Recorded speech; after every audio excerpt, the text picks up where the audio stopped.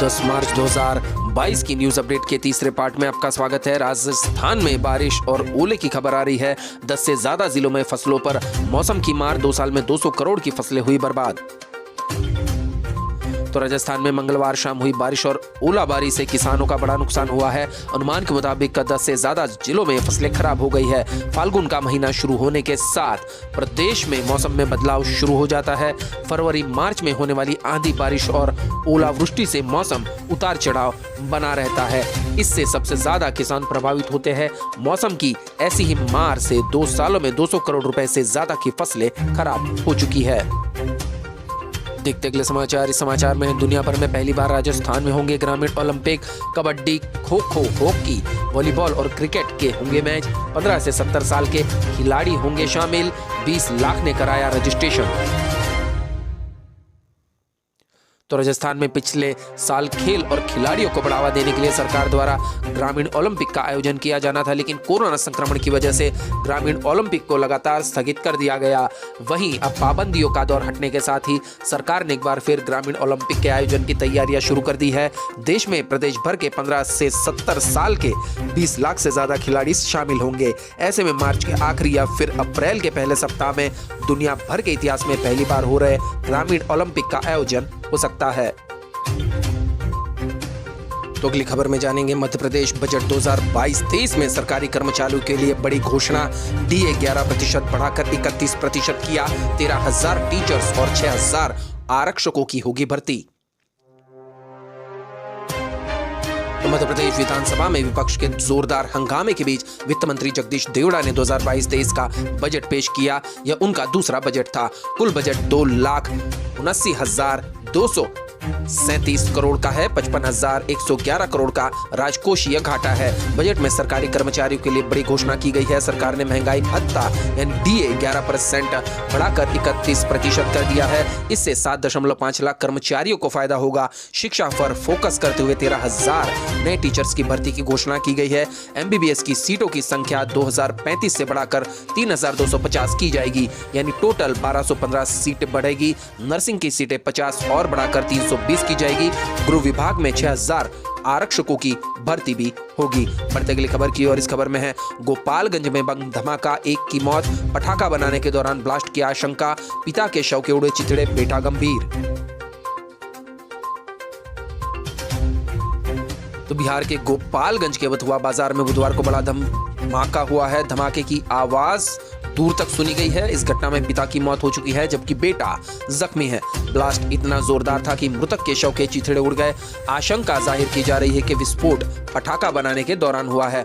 हालांकि अभी इसकी पुष्टि नहीं हुई है। मौके पर एसपी आनंद कुमार जांच में जुट गए हैं। वहीं एटीएस की टीम को भी घटनास्थल पर बुलाया गया है। देखते अगले समाचार। इस समाचार में है लालू यादव के मछली खाने पर रोक, सेहत में आई है गिरावट।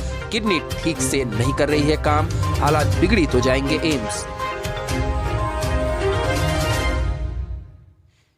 तो बिहार के पूर्व मुख्यमंत्री लालू प्रसाद यादव की हालत थोड़ी और चिंताजनक हो गई है। उनके मछली खाने पर पूरी तरह से रोक लगा दी गई है। डॉक्टर की माने तो उनको पूर्व में भी संतुलित आहार लेने की सलाह दी गई थी, लेकिन वह इसे गंभीरता से नहीं ले रहे। हर दिन अपनी मर्जी से भोजन में बदलाव कर रहे हैं। इसका असर उनकी किडनी और स्वास्थ्य पर दिख रहा है। डॉक्टरों ने दोबारा उन्हें प्रोटीन लेने से मना कर दिया है। मछली सहित किसी तरह का नॉनवेज खाने पर पूरी तरह से रोक लगा दी गई है। डॉक्टरों ने यहाँ तक कि कह दिया है कि अगर प्रोटीन युक्त भोजन का सेवन बंद नहीं किया तो किडनी पूरी तरह से डैमेज हो जाएगी। डॉक्टर भी कुछ नहीं कर पाएंगे। तो लालू प्रसाद यादव की तबीयत अब चिंताजनक परिस्थिति में है, लेकिन खाने से परहेज नहीं कर रहे हैं।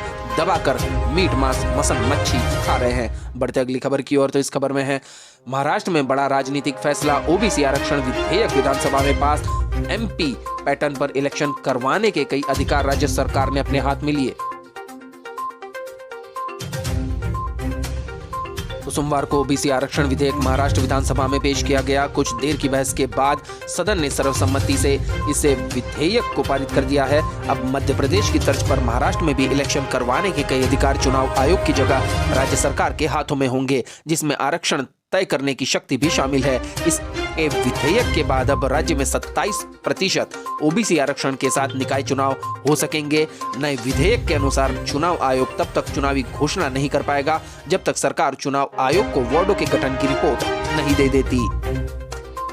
तो बढ़ते बुलेटिन की आखिरी खबर की ओर। तो गुजरात 20 चुनाव अभियान पीएम मोदी 11 मार्च को अहमदाबाद में 1 लाख कार्यकर्ताओं को देंगे जीत का मंत्र। स्वागत की तैयारियां हो चुकी है शुरू। तो प्रधानमंत्री नरेंद्र मोदी अहमदाबाद जाने वाले हैं। उत्तर प्रदेश विधानसभा चुनाव परिणाम के अगले दिन यानी 11 मार्च को प्रधानमंत्री नरेंद्र मोदी गुजरात विधानसभा चुनाव अभियान की शुरुआत करेंगे। मोदी अहमदाबाद के जीएमडीसी ग्राउंड में भाजपा के जनप्रतिनिधियों को संबोधित करेंगे।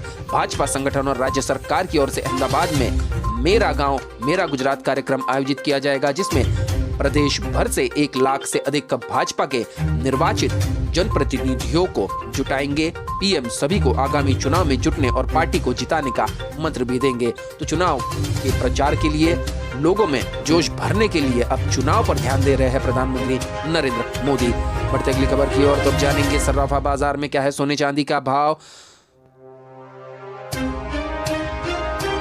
तो सोने चांदी का रेट जारी करने वाली वेबसाइट ibjrates.com के अनुसार 999 पैरिटी वाला 10 ग्राम सोना 54,283 रुपए में मिल रहा है, जबकि 995 प्योरिटी वाला 10 ग्राम सोना 54,066 रुपए का हो गया है। उधर 916 प्योरिटी वाले 10 ग्राम गोल्ड की बात करें तो इसके रेट में भी तेजी से इजाफा हुआ है। अब इसकी कीमत बढ़कर 49,723 रुपए तक पहुंच गई है। 750 शुद्धता का सोना 40,712 रुपए का बिक रहा है। वही 585 शुद्धता का गोल्ड 31,756 रुपए का मिल रहा है। 999 प्योरिटी वाली चांदी 1 किलो के दाम 71,878 रुपए हो गए हैं। बीते कुछ दिनों की तुलना में सोने चांदी के दोनों के दामों में उछाल दर्ज किया गया है। तो अब जानेंगे क्या कुछ कहता है अगले 24 घंटे का भारत के मौसम का पूर्वानुमान। तो स्काईमेट वेदर के अनुसार अगले 24 घंटों के दौरान अंडमान निकोबार द्वीप समूह में हल्की से मध्यम बारिश और गरज के साथ बौछारें पड़ने की संभावना है। 1-2 स्थानों पर वर्षा के भी आसार है। उत्तरी मध्य महाराष्ट्र, विदर्भ के कुछ हिस्सों और पूर्वी राजस्थान, मध्य प्रदेश के पश्चिमी हिस्सों, केरल और तटीय कर्नाटक में कुछ स्थानों पर हल्की से मध्यम बारिश और गरज के साथ बौछारें पड़ने की संभावना है। गिलगित बाल्टिस्तान, मुजफ्फराबाद और जम्मू कश्मीर में हल्की बारिश और हिमपात की भी संभावना है। तो इसी के साथ आज के ब्रेकिंग न्यूज और लेटेस्ट अपडेट यहीं समाप्त होते हैं। वीडियो को पूरा देखने के लिए आप सभी का बहुत बहुत धन्यवाद। वीडियो अगर अच्छा लगा हो तो सब्सक्राइब कीजिए, लाइक कीजिए, शेयर कीजिए हमारा चैनल, ताकि हर रोज की न्यूज अपडेट की नोटिफिकेशन आप तक पहुंच जाए। मिलते अगली न्यूज अपडेट के साथ। आपका दिन खुशनुमा रहे। Thank you, take care, goodbye, जय भारत।